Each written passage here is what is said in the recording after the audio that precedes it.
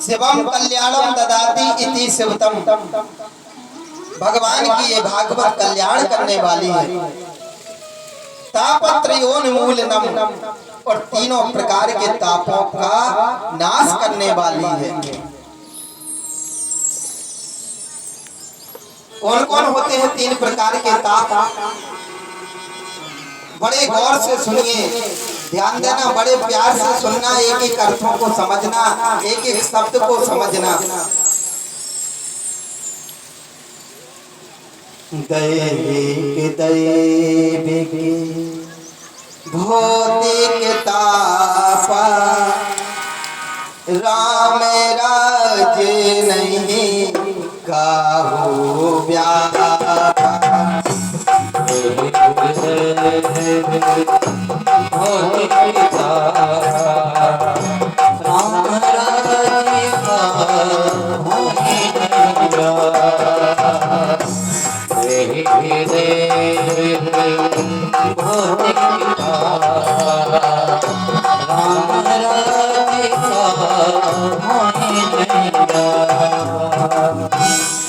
कौन कौन ताप है? देह है। एक देह का ताप बोले क्या? बोले महाराज बुखार चढ़ गई, बहुत जोर से बुखार आ गया, तो ये क्या है? देह का ताप। बोले दैविक, बोले महाराज हमने वहां जाकर बदना की थी, वहां जाकर बोला था किया नहीं तो हमारे घर में बीमारी आ गई, हमारे घर में क्लेश आ गया, हमारे घर में परेशानी आ गई। तो क्या है? दैविक ताप देवताओं के द्वारा। भौतिक जैसे सर्प, बिच्छू, भूत इत्यादि परेशान करने वाले जीव जंतु को कहते हैं भौतिक ताप। इन तीनों तापों से हमारी रक्षा करने वाले कौन हैं? भगवान।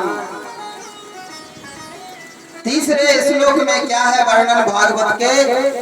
बोले इसके विषय में भागवत के बताते हैं आदरणीय श्री व्यास जी महाराज।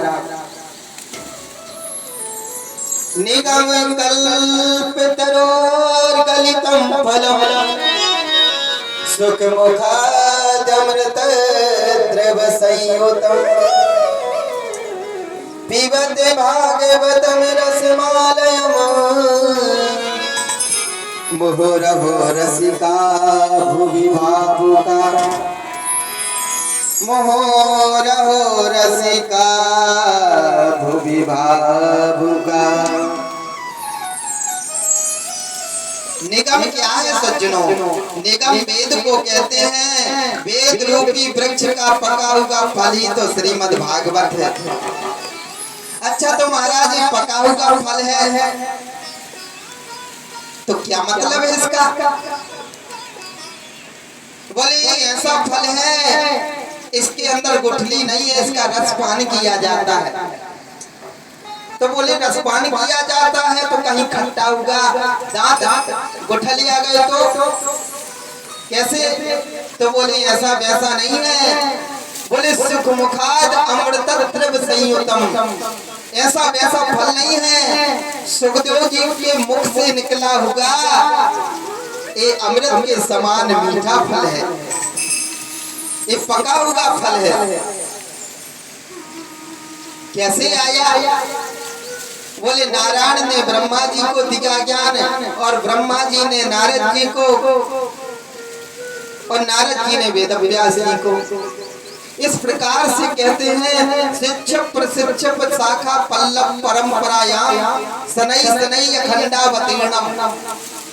धीरे धीरे करके ये फल आया है, ऐसे ही नहीं आ गया। अच्छा तो महाराज क्या सब पी सकते हैं? व्यास जी कहते हैं जो रसिक होगा, जो भागवत भावुक होगा वही आकर के सुन सकता है। इसलिए व्यास जी कहते हैं अरे रसिको, अरे भावुको आओ और आकर के पियो। क्यों रसिक भावुक को बुलाया? बोले सबको बुलाएंगे तो लोग इसमें ज्यादा क्या निकालेंगे? कमी। गर्मी चल रही है और हमारे दशरथ दादाजी ने पिलाओ